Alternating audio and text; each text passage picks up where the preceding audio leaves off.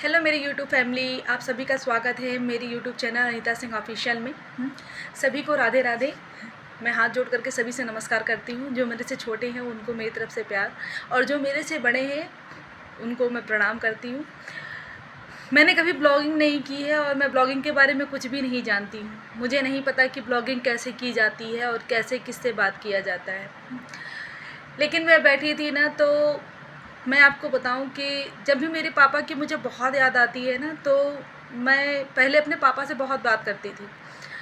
लेकिन जब से मेरे पापा मेरी दुनिया से चले गए ना, तब से मुझे बात करने के लिए कोई ना कोई ढूंढना पड़ता है, क्योंकि हमारे लाइफ की जो जर्नी थी ना, वो जर्नी अपने आप में एक डिफ़िकल्ट सी थी।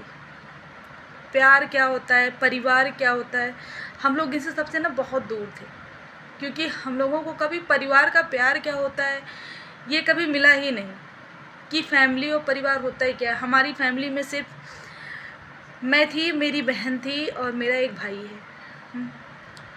हम 3 भाई बहन हैं और मेरी मम्मी पापा थे। पापा जॉब की लाइन की वजह से बाहर शिफ्ट हो गए, हम लोग रायबरेली में शिफ्ट हो गए और फिर अपनी फैमिली से, अपने परिवार से काफ़ी दूर हो गए। तो हमारा परिवार एक रूप से बहुत छोटा सा था, मम्मी पापा और हम भाई बहन। आज मैं ब्लॉगिंग की दुनिया में अपना कदम रखने जा रही हूँ, तो मैंने सोचा सबसे पहले तो मैं अपना इंट्रोडक्शन दूँ आपको, मैं अपना परिचय दे दूँ आपको कि मैं हूँ कौन। जब आप मुझे जानेंगे तभी तो मेरी ब्लॉगिंग को देखेंगे। जब आप मुझे जानेंगे ही नहीं तो मेरी ब्लॉगिंग को देखेंगे कैसे, उसे लाइक कैसे करेंगे, कमेंट कैसे करेंगे और अपना ढेर सारा प्यार मुझे कैसे देंगे। तो दोस्तों नमस्कार। मेरा नाम अनीता सिंह है और मेरा जन्म बहुत छोटे से गांव कपरवार घाट नाम के गांव से हुआ था, जो देवरिया ज़िला में स्थित है। मेरे यहाँ की मातृभाषा मेरी भोजपुरी है और मेरे पापा भी वहीं मेरे पापा का भी जन्म वहीं पे हुआ था। वहीं पे कुछ दूर पे पड़ता है देवड़ी, भट्ठा चौराहा देवड़ी गांव पड़ता है, वो मेरा ननिहाल है। जो कि फ़िलहाल हम लोगों की मातृभाषा मैंने आपको बताई ही कि भोजपुरी है। हम लोग भोजपुरी बहुत अच्छी बोलते हैं। लेकिन जो मेरा लालन पालन हुआ वो एक्चुअली में रायबरेली में हुआ, क्योंकि मैं बचपन से ही रायबरेली में ही रही हूँ। क्योंकि जो है पापा की जॉब रायबरेली में थी, तो हम लोग रायबरेली में ही रहते थे। मैं बहुत छोटी थी, करीब समथिंग 2.5-3 साल की थी, तब हम लोग रायबरेली में शिफ्ट हो गए थे और तभी से हम लोग रायबरेली में ही रहते हैं। तो फैमिली में दादी बाबा और बड़े पापा, बड़े मम्मी, ये सभी लोगों से हम लोग काफ़ी दूर रहे। तो फैमिली का जो अटैचमेंट होता है ना, बहुत कम मिला हम लोगों को, पता ही नहीं चला कि फैमिली का प्यार क्या होता है इतना ज़्यादा। और जब दूरियां लोगों में बढ़ जाती है ना, तो प्यार भी बढ़ जाता है। जब पास रहते हैं, भले लड़ते हैं, झगड़ते हैं, सब कुछ होता है, लेकिन उनमें प्यार होता है। मैं सच बताऊँ, मैं बैठी थी ना, आज मैं बैठे बैठे थी तो मैं सोचने लगी, शायद जो लाइफ मेरी थी वही लाइफ आज मेरे बच्चों की हो गई है। क्योंकि मेरे पास सब कुछ है, मेरे बच्चों के पास भी, जैसे मेरे पास भी नाना नानी, मामा मामी, दादी दादा, बाबा सब थे, लेकिन फिर भी हम लोग अकेले थे। क्योंकि लोग कहते हैं ना कि पेट बहुत जालिम होता है और हर एक पिता अपने बच्चे के लिए बहुत संघर्ष करता है, और संघर्ष करते करते वो अपने आप को शायद भूल जाता है।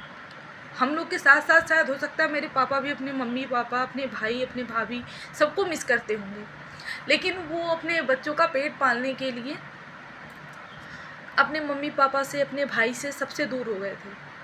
आज वही कंडीशन शायद मेरे हस्बैंड की हो गई है। क्योंकि अगर देखा जाए ना, तो जीवन में सबसे ज़्यादा संघर्ष कौन करता है? सबसे ज़्यादा संघर्ष एक पिता करता है। पिता के अलावा आपके लिए कोई भी दूसरा संघर्ष नहीं कर सकता है। शायद मेरे हिसाब से आपकी माँ भी उतना संघर्ष नहीं करती होगी जितना एक पिता संघर्ष करता है। पिता ना धूप देखता है, ना छाँव देखता है, ना बरसात देखता है, कुछ भी नहीं देखता है। वो सिर्फ ये देखता है कि मेरे बच्चे किस में खुश रहेंगे, उनको कहाँ से खुशी मिलेगी, मैं क्या कर सकूँ कि मेरे बच्चों को अच्छी एजुकेशन मिल सके, मैं क्या कर सकूँ कि मेरे बच्चे अच्छे कपड़े पहन सकें, मेरे बच्चों को शर्मिंदगी ना महसूस हो। तो एक पिता से बढ़कर ज़्यादा संघर्ष कोई दुनिया में नहीं कर सकता है। जो संघर्ष मेरे पापा ने हम लोगों के लिए किया, वही संघर्ष आज ये मेरे हस्बैंड शायद अपने बच्चों के लिए कर रहे हैं। हम लोग हमेशा अपने बचपन से लेकर के आज मेरी एज 32 ईयर्स की हो गई है, कभी हम लोग फैमिली के बीच में नहीं रहे, लेकिन फैमिली को बहुत मिस करते थे। हम लोग सोचते थे कि काश रोज़ डेली जब हम अपने आस पड़ोस के लोगों को देखते थे ना कोई उनके घर आता था, तो अपने मन में एक आस रखते थे कि शायद हो सकता है हमारे यहाँ भी कोई आएगा, लेकिन कोई नहीं आता था। वैसे ही एक आस जो है मेरे बच्चे भी रखते हैं, और रोज़ डेली आस पड़ोस के लोगों को देखते हैं ना, तो मुझसे रोज़ क्वेश्चन पूछते हैं कि मेरे चाचू आएंगे या मेरे मामा आएंगे या कोई तो आएगा शायद, क्योंकि एक बच्चों के अंदर उल्लास होता है ना, मेरे अंदर भी एक उल्लास था कि आएंगे तो अच्छी से अच्छी मिठाइयाँ लाएंगे और खिलौने लाएंगे, जाएंगे तो मुझे पैसे देंगे। वैसे ही उल्लास मेरे बच्चों के अंदर है। अपने बच्चों की कुछ कंडीशन को देख करके आज मुझे ये वीडियो बनाना पड़ा। मैं हर उन परदेशियों के साथ ये वीडियो शेयर करना चाहती हूँ कि पेट बहुत जालिम होता है और संघर्ष बहुत बड़ा होता है। पेट के लिए और संघर्ष, अपने बच्चों के संघर्ष के लिए हर माँ बाप को क्या क्या करना पड़ता है पता नहीं। तो चलिए मैं अपनी जर्नी आपके साथ शुरू करती हूँ। मैंने बताया कि मेरा जन्म कपरवार घाट के गांव में हुआ था, और मेरे पापा का भी जन्म स्थल वो भी था। पापा ने बहुत कोशिश की, सब कुछ किया, लेकिन आपसे बताया ही जा रहा है कि पेट बहुत जालिम होता है। पेट की वजह से पापा की जॉब रायबरेली में लग गई थी, और हम छोटे थे तो फिर हम लोग रायबरेली में ही शिफ्ट हो गए। रायबरेली में शिफ्ट हो गए, फिर मेरी पढ़ाई लिखाई भी वहीं पे हुई, और वहीं पे होते होते मैंने अक्सर देखा मेरे पापा ने बहुत संघर्ष किया, बहुत छोटे से ही बहुत ज़्यादा संघर्ष किया। क्योंकि जिस समय जिस कंडीशन में मेरे पापा की जॉब लगी थी रायबरेली में, उस समय मेरे पापा की सैलरी 300 रुपये मंथली थी। 300 रुपये मंथली के हिसाब से आप जानते हैं कि 300 रुपये में, आज तो शायद हो सकता है 300 रुपये में हमारे घर की पूरी सब्जी भी नहीं आती है, लेकिन उस समय मेरे पापा की सैलरी 300 रुपये थी, और 300 रुपये में हम लोग पूरा घर चलाते थे। मेरी मम्मी पूरा घर चलाती थी। हमने पढ़ाई शुरू की। जब हमने पढ़ाई शुरू की ना, तो मैं आपको बताऊँ, रायबरेली में एक स्कूल है, Guru Nanak junior high school, मैंने वहाँ से अपनी पढ़ाई शुरू की थी। मेरे भाई ने और मैंने, तब मेरी बहन छोटी थी, उसका एडमिशन नहीं हुआ था। फिर हम लोगों ने वहाँ से पढ़ाई शुरू की।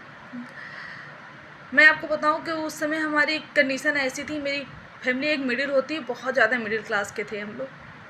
तो हमारे लोग की कंडीशन ऐसी थी कि मेरे पापा के पास इतने पैसे नहीं थे कि वो हमें एक टिफ़िन दिला सके। हम लोग पॉलीथीन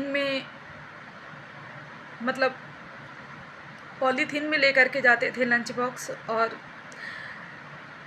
बहुत ज़्यादा भूख लगने के बाद भी हम लोग लंच नहीं करते थे। मेरे भैया बोलते थे कि बिट्टू अभी लंच मत कर, अभी लंच करेगी सभी लोग देखेंगे तो हमें चिढ़ाएंगे कि ये लोग पॉलीथीन में खाना लेकर के आते हैं। तो हम लोग लंच नहीं करते थे। और मैं बताऊं, मेरे घर के रास्ते में रेलवे स्टेशन पड़ता था। फिर हम दोनों भाई बहन छोटे छोटे थे, और हम लोग रायबरेली में ही रहते थे, तो रेलवे स्टेशन पे आते थे, बैठते थे और अपना टिफ़िन फिनिश करते थे, क्योंकि घर जाएंगे तो मम्मी डांटेगी। फिर ऐसे ऐसे धीरे धीरे ज़िंदगी चलती रही। थोड़े बड़े हुए, पापा की भी सैलरी थोड़ी बढ़ती गई, संघर्ष करते गए, बड़े हो गए। बड़े होने के बाद से फिर पढ़ाई लिखाई शुरू की, सब कुछ की। पापा ने अपना संघर्ष, अपना काम नहीं छोड़ा, वो दिन रात मेहनत करते थे। मेरे पापा स्पिनिंग मिल में काम करते थे, और काम के हिसाब से मैं आपको बताऊं कि उनको उतने डेज की ही सैलरी मिलती थी जितने दिन वो काम करते थे। अगर इत्तेफाक से वर्कर ज़्यादा आ गए, मेरे पापा की वापसी हो जाती थी, तो उनको उस दिन की सैलरी नहीं मिलती थी। और जिस दिन छुट्टी रहती थी उस दिन की भी, उस समय की मैं बात कर रही हूँ कि उस समय भी सैलरी कट जाया करती थी।